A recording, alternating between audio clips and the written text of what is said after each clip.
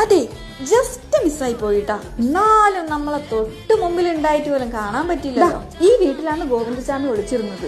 നമ്മളിങ്ങനെ ഓരോരോ ആവശ്യങ്ങൾക്കായിട്ട് കണ്ണൂർ ഇങ്ങനെ പാസ് ചെയ്യാറ്. വീട്ടിലെത്തിയരാന്ന് അറിയുന്നത് ഇവിടെ നമ്മൾ പാസ് ചെയ്യുന്ന സമയത്ത് ഗോവിന്ദസ്വാമി ഉണ്ടായിരുന്നു പോലും. എന്തായാലും സമാധാനായി, അവനെ പിടിച്ചല്ലോ. കണ്ണൂർ സൂര്യയിൽ ആഡി സെയിൽ നടക്കുന്നുണ്ടെന്ന് അറിഞ്ഞിട്ട് ഞങ്ങൾ അത്യാവശ്യം അനുപാട്ടിന് 2 ടീഷർട്ട് വാങ്ങലായിരുന്നു. ജീൻസിനും ടീഷർട്ടിനൊക്കെ അത്യാവശ്യം നല്ല ഓഫേഴ്സ് ഉണ്ട് കേട്ടോ.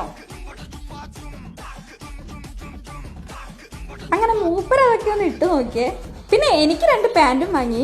ഇതൊക്കെ നോക്കിയെടുക്കുമ്പോഴത്തേക്കും ഉച്ചയായിട്ടോ. പിന്നെ വിശന്നിട്ട് ഞങ്ങളൊരു ഹോട്ടലിലേക്കാണ് പോയത്. ഒരു കുഞ്ഞു ഹോട്ടലാണെങ്കിലും ഒരുപാട് ആൾക്കാർ വന്നും പോയി. വീട്ടിൽ ചോറ് കഴിക്കുമ്പോൾ സത്യം പറഞ്ഞാൽ നമ്മൾ വീട്ടിൽ നിന്ന് ചോറ് കഴിക്കുന്നതിന്റെ അതേ ഒരു ഫീലാണ്. മത്തി ഫ്രൈയും മത്തി മുട്ട ഫ്രൈയും ആണ് വാങ്ങിയത്. അടിപൊളി എന്ന് പറഞ്ഞാൽ അടിപൊളി ടേസ്റ്റ് ആയിരുന്നു. എനിക്ക് ഭയങ്കരമായിട്ട് ഇഷ്ടപ്പെട്ടു. അനുപാട്ടനാണെങ്കിൽ പിന്നെ വേഗം ചോറ് കഴിച്ചിട്ട് 2ാമത് വാങ്ങിയേ. ചോറിന്റെ കൂടെ പച്ചടി ഉണ്ടെങ്കിലും ആ ഒരു കുഞ്ഞു ഗ്ലാസ്സിൽ കുറച്ച് തൈരും കൂടി തരുവേ. കുടിക്കാനായിട്ട് നല്ല ചൂട് കഞ്ഞിവെള്ളം. എന്തായാലും സംഭവം അടിപൊളിയായി. പള്ളിക്കുന്ന് വഴി എപ്പോഴെങ്കിലും പാസ് ചെയ്ത് പോവുകയാണെങ്കിൽ ലക്ഷ്മി വിലാസം ഹോട്ടലിൽ നിന്ന് ഫുഡ് കഴിക്കാൻ മറക്കണ്ട. മക്കളെ, ഇത്രയും വലിയ മതിൽ ചാടി കടന്നിട്ടില്ല ഈ ഗോവിന്ദസ്വാമി രക്ഷപ്പെട്ടത്. പെട്രോൾ പമ്പിൽ നിന്ന് എണ്ണയും അടിച്ചിട്ട് ഞങ്ങള് നേരെ സ്ഥലം വിട്ടു കേട്ടോ നാട്ടിലേക്ക്. ഇങ്ങനെ പോയിക്കൊണ്ടിരിക്കുമ്പോൾ ആൾക്കൊരാഗ്രഹം, ചിറക്കൽ ചിറ വഴി പോയി കഴിഞ്ഞാൽ മനസ്സിന് നല്ലൊരു കുളിർമയും സമാധാനവും ഒക്കെ കിട്ടുന്നു. ഇനി അതിൽ കൂടി പോവാന്ന് വെച്ചാൽ മനസ്സമാധാനം കിട്ടാണ്ടിരിക്കണ്ട.